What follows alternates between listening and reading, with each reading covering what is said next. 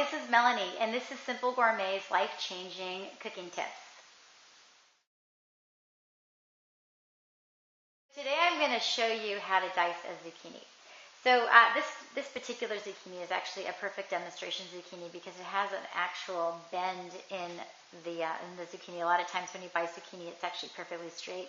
So I chose this one so that I can actually show you what you do with a zucchini that actually has a little crook in it.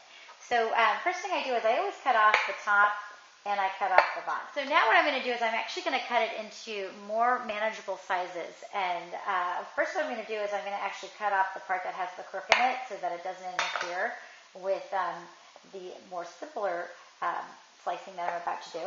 And so now I've taken the zucchini and I actually have it in two very manageable sizes. I'm going to actually stand it up, and then at this point I'm going to actually make vertical slices, and probably 4 of them, like so.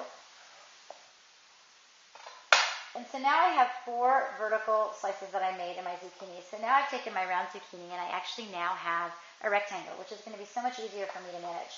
At this point, I could stack it up, but if I feel like the stack is too high, I might just unstack them. It's entirely up to you and how comfortable you are. And then at this point, I'm going to make more vertical slices.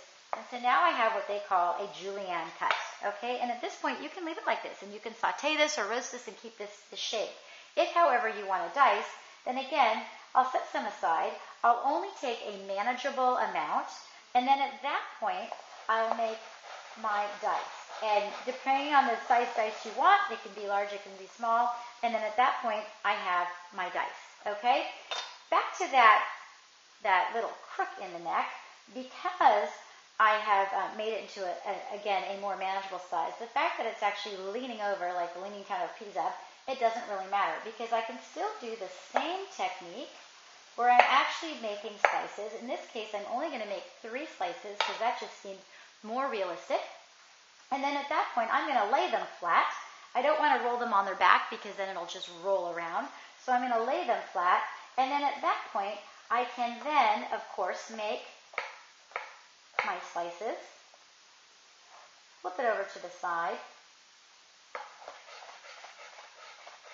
and make a dice. That's my tip on dicing a zucchini.